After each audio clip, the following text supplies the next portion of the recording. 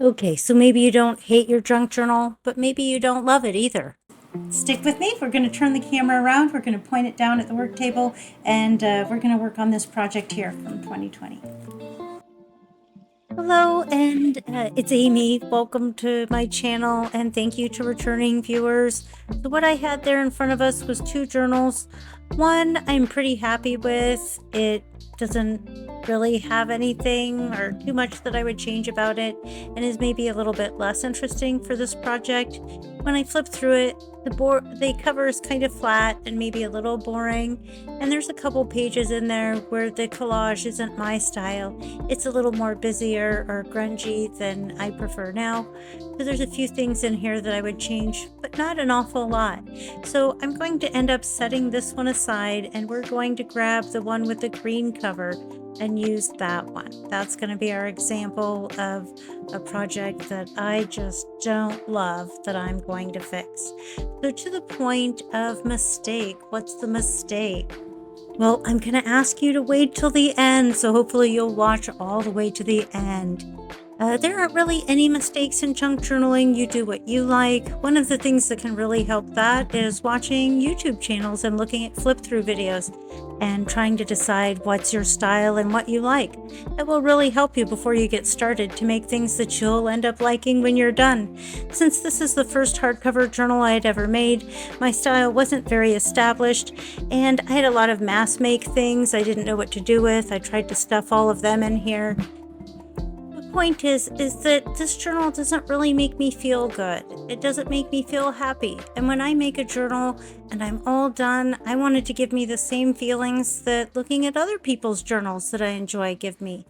When you make a journal, you should love it, and it should make you feel great. You should be really proud of it and just not able to wait to share it with your friends or family or whatever, whoever is important to you. But what I'd like to do is I'd like to point out 3 things that we're going to do that's going to just be a major overhaul on this project and could be helpful to you in planning future projects, or if you have a project you're not very happy with that you think you maybe want to give a makeover like I'm doing here. So these 3 things are the cover. My cover was flat and boring. The stitching showed through the outside. And if any of these things are the way you decorate and you like it and it makes you feel good, that's great. What I was saying is this isn't my style anymore and it doesn't make me feel good. So these are the things that I'm going to do to make my project what I love. I'll try not to keep giving disclaimers because it really interferes with explaining. But anyhow, the 3 things are: the cover was boring, flat, no dimension, no sparkle, no lace, no texture.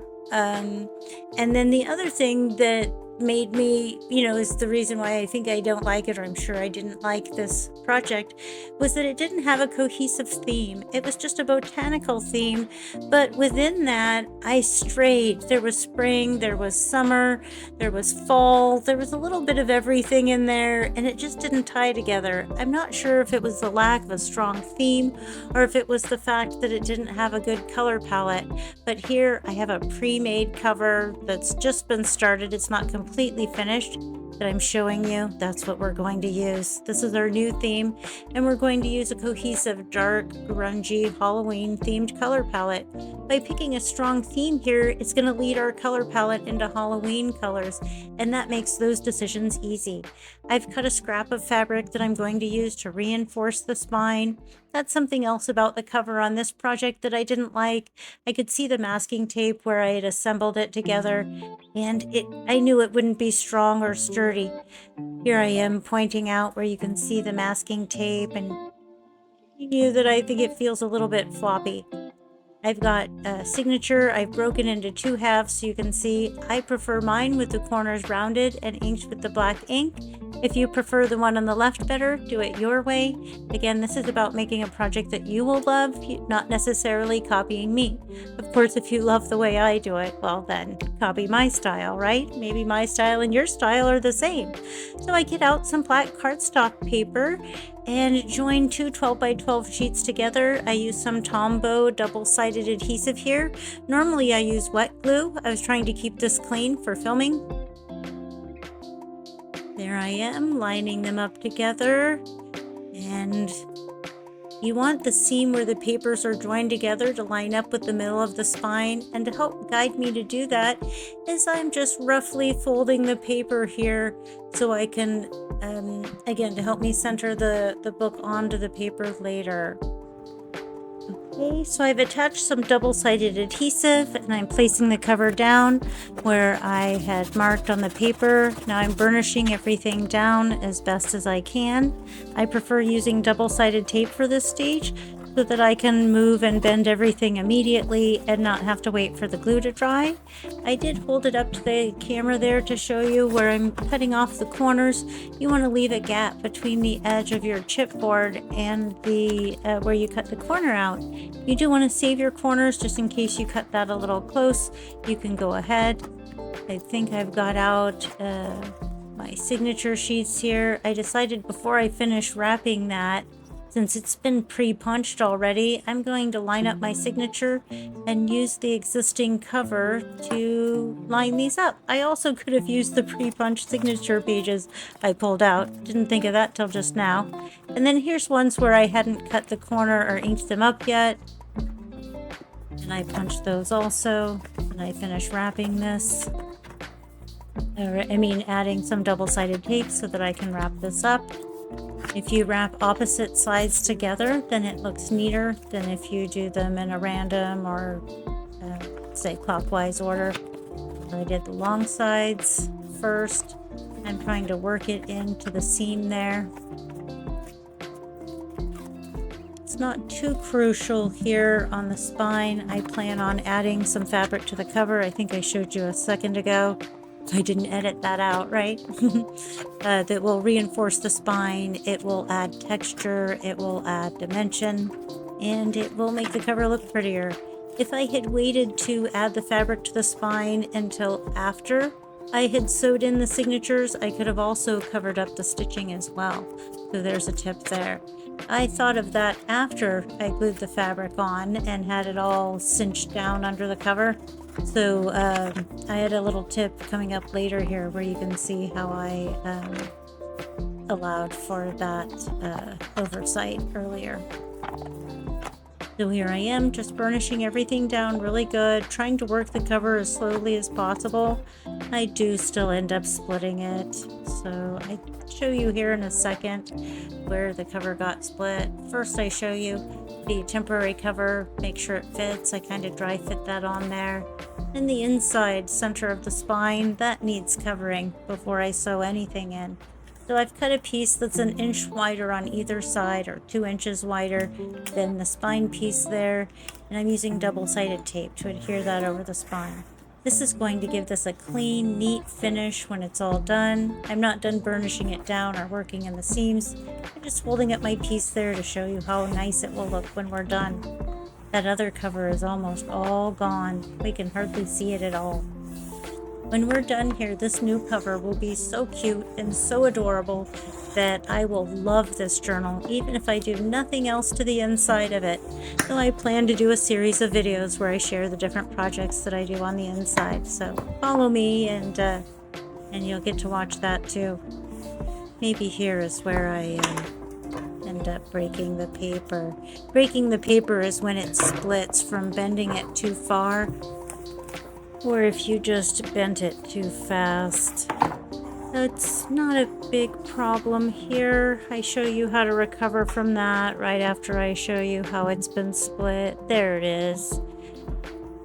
So the trick is to color it in dark and then to use some glue. And if you just brush the fibers back into place with your fingers over the glue, you might have to use glue a couple times.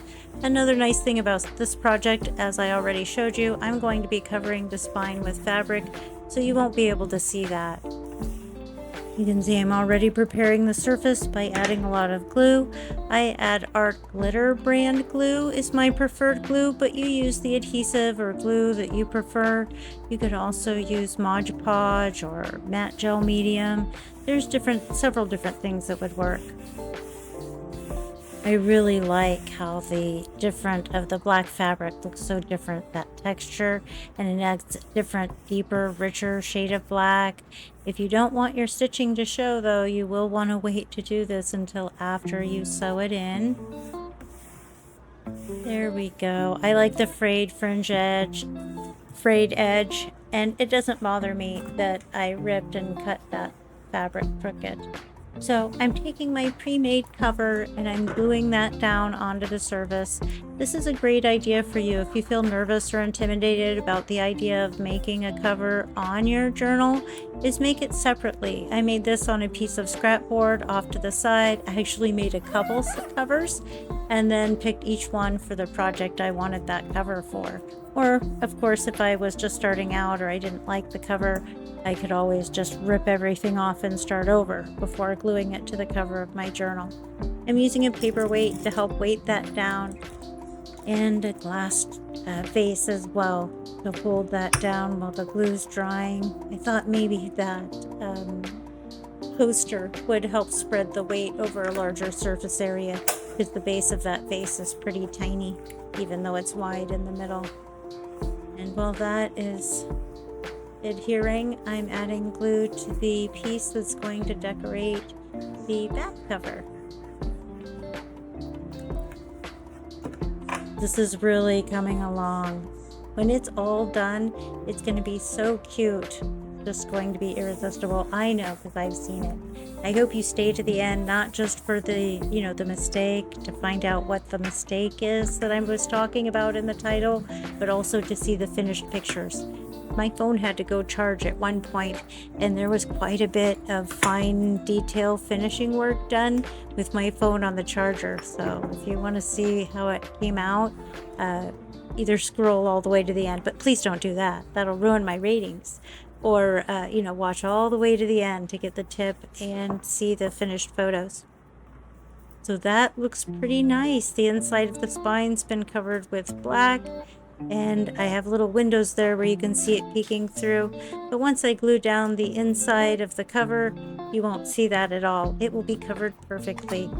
I'm going to ink up the edges here. That's what I prefer. But you do what you prefer. The point is that you make a journal that you love, that you never feel like your journal was a mistake, or that you don't like it, or that the time you spent on it was a waste. I really want you to love it. I might have said this at the beginning, but I want you to love it so much that you don't want to use it because you love it so much. Not that you don't want to use it because it was lousy and it makes you feel lousy when you look at it, right? Okay, I've got the inside of the front and the back cover glued down. I should have maybe had a napkin nearby. That would be a nice tip for you so that you can clean the glue off there. I'm using a combination of that Tombow double-sided adhesive and wet glue for durability, but you use what you like.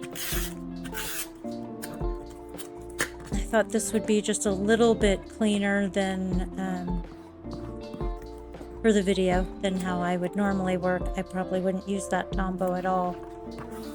I found it when I was organizing my craft area, and I'm going to use it up.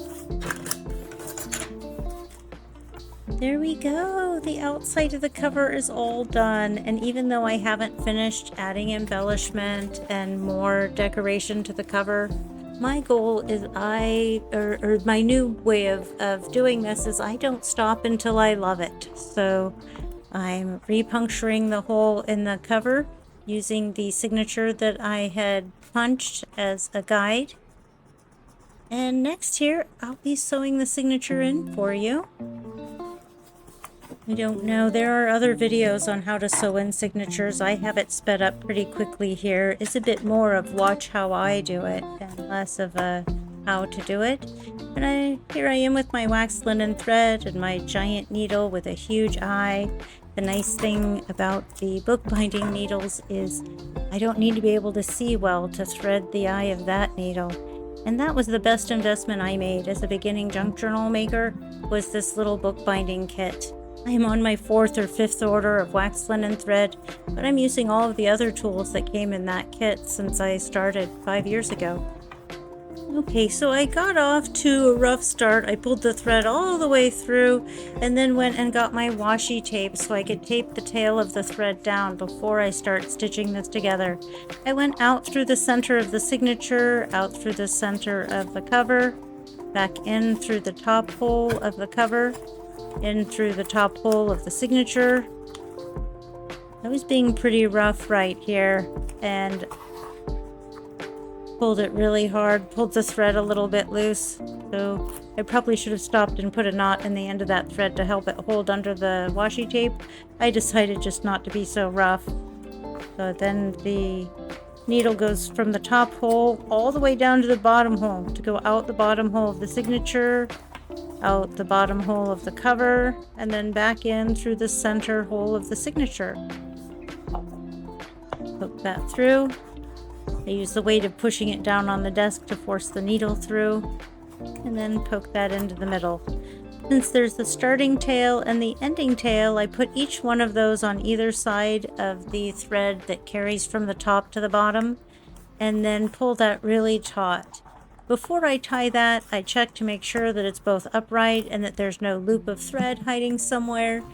It will make my paper loose and jiggly when it's all done. Again, we want to finish with a journal we love. So I look at it, it looks clean, it looks nice. I'm ready to tie that down with a double knot and tie it in a bow for you. Well, that's all we're going to do for the base part of the construction. I did notice right here where the thread that is not black is showing out the fabric. It is nice to show you the pages inside, and yes, if I stopped right here, I would still be happy and I would still love this 100% more than the other journal. If you've made it this far, you've stayed with me long enough, so I'll give you the mistake. The only mistake that you can really make in junk journaling is giving up before you love it. Don't give up before you love it. Keep going, keep adding or changing or working on it until it's something that you love. That's it. That's the only mistake you can make in making a junk journal. So here we go. I'm going to start adding texture and detail to the cover right after I use my alcohol marker to mark over the rest of that thread. What wrong colored thread? You can't even tell now.